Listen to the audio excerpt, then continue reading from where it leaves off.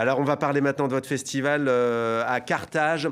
La danse, on va dire peut-être la devise hein, de votre festival, on peut dire le slogan. Quel est-il, dites-nous? En fait, il y en a plusieurs. Le slogan depuis la première édition est «Il n'y a pas de danse sans dignité des corps». C'est un slogan qui correspond à la vision artistique du festival, qui est Hmm. un festival très engagé et qui considère le corps comme une sorte, comme un espace de mémoire politique et sociale.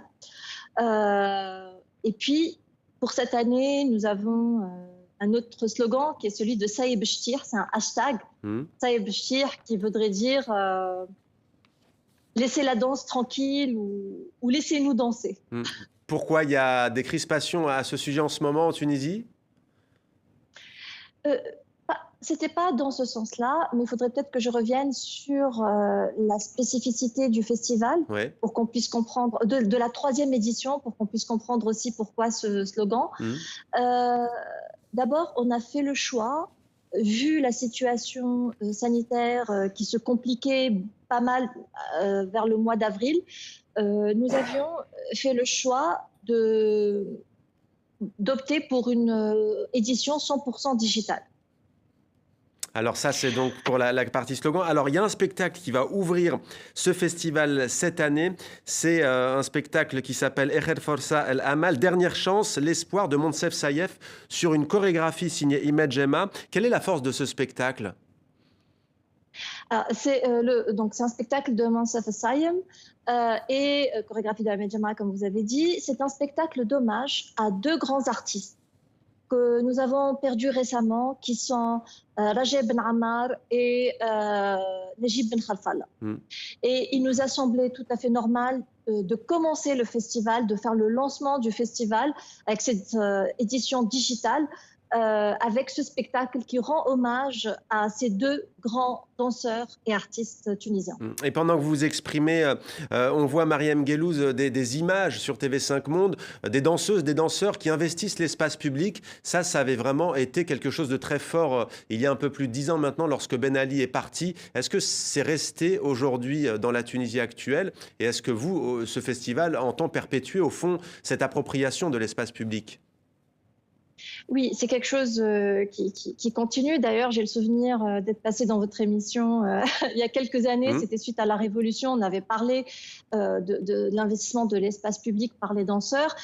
Ça continue. Et en tout cas, en ce qui concerne notre festival, depuis la première édition, nous avons une programmation qui se fait in situ, qui se fait dans la rue. Pour Mmh. nous, il est très important de partager la danse, de partager ce corps dansant dans le milieu urbain, dans la ville, avec tous les passages, les gens qui s'arrêtent, les gens qui se demandent qu'est-ce qui se passe, qui regardent ou qui n'ont pas envie de regarder. Donc, et le spot officiel que vous êtes en train de voir correspond aussi Mmh. à cette idée d'ouvrir la danse à des lieux parfois improbables. Mariam Guellouz, la Tunisie qui ouvre un horizon, notamment on l'a vu pour les jeunes Soudanais, Dine Medeb, est-ce que vous en êtes consciente aujourd'hui de ça? Qu'est-ce que ça vous fait d'entendre cela? Je crois qu'il y a eu beaucoup d'acquis, bien évidemment, depuis la Révolution. Et il est très important de pouvoir aujourd'hui préserver ces acquis démocratiques. Donc, pour moi, Mmh. en tout cas, je suis très sensible à tous les mouvements sociaux qui sont mis en place. Il y en a eu plusieurs, même au début de l'année, les mouvements de jeunes qui sont toujours vigilants à respecter toutes les formes de liberté.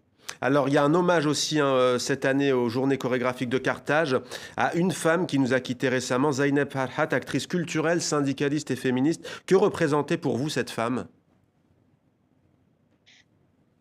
Zainab Farhat était un modèle de militantisme. C'est une femme qui a toujours eu des principes très cohérents, qui a toujours défendu ses idées. Pour nous, pour le festival, dès la première édition, elle était présente avec nous. C'est une personne qui a ouvert les portes de son espace à différents artistes, à beaucoup de danseurs. Et elle a été notre membre d'honneur. Elle a été dans le comité artistique Mm. pour la deuxième édition. Donc là, il nous a semblé normal de dédier cette édition à Zainab Farhat.